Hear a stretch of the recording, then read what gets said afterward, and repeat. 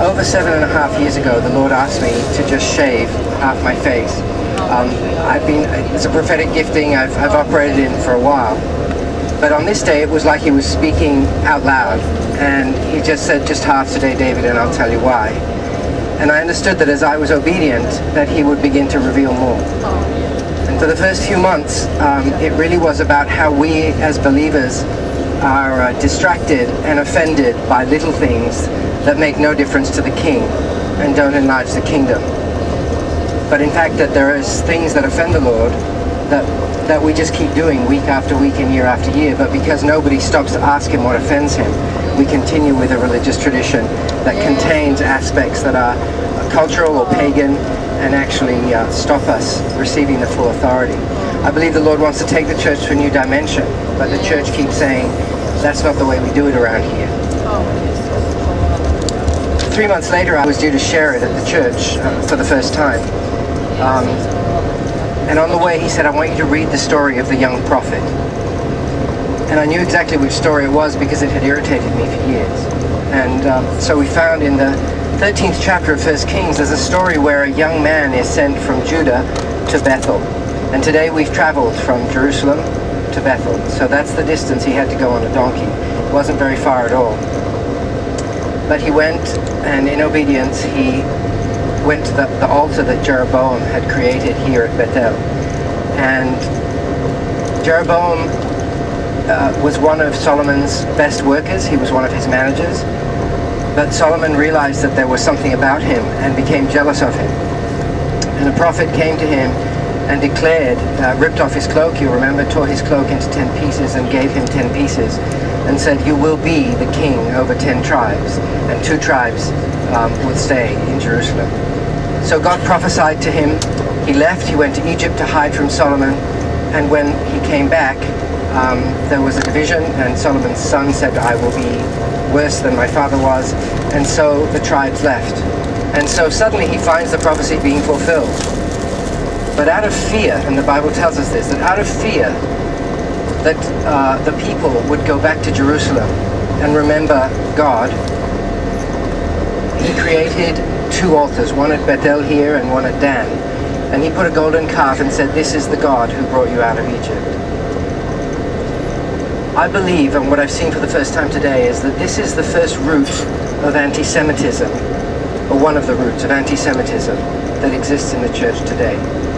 Because Jeroboam created his own religion. He created his own priests who were not from the tribe of Levi. He created his own holy places, his own high places, his own festivals. And they were all specifically set to stop people making this short trip back to Jerusalem in order to gain control. So the spirit of fear prompted him to use control to manipulate a structure to keep us from worshipping the true God where he was supposed to be worshipped. The young prophet is sent from Judah to Bethel. He arrives, he goes up there, and as chance would have it, the king is worshipping at the altar that he's created.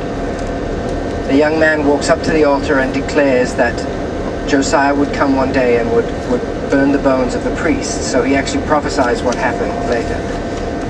And he says, as a sign of what I'm saying is true, this altar will split open and the ashes will fall out.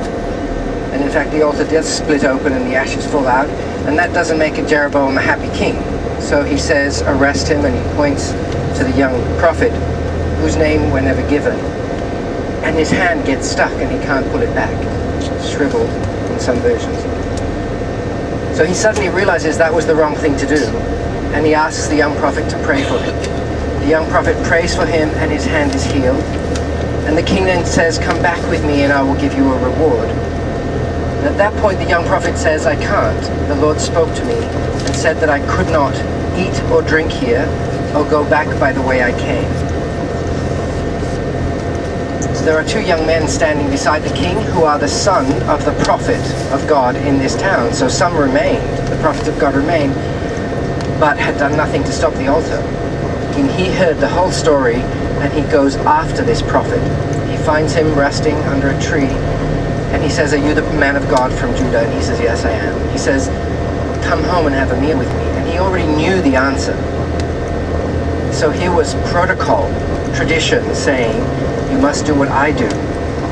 knowing even that God had told him to do something different.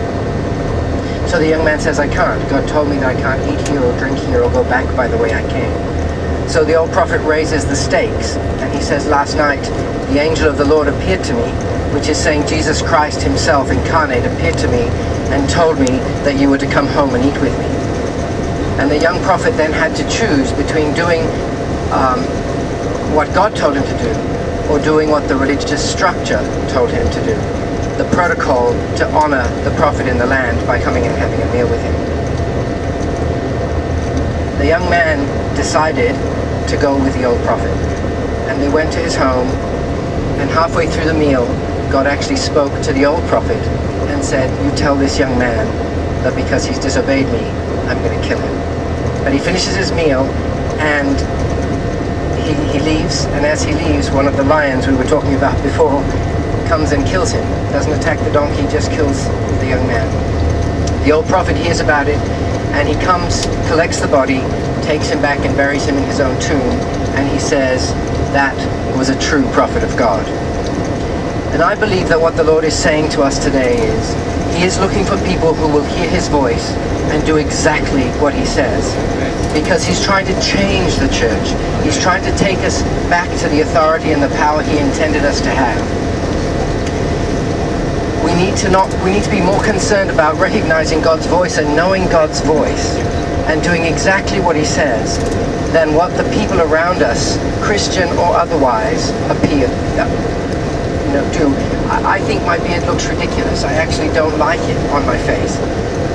But I believe that God is wanting us to do what he tells us to do, not what the church approves or applauds. This young man should have had an international ministry. He traveled to another part of the country. He healed. He declared the word of the Lord. He saw signs and wonders. He engaged with the civic leaders. All of that today would be enough for us to put him on the international circuit of teaching. But it was the obedience of the final little thing to not go back by the way he came that he broke when he went with the prophet and that he ate.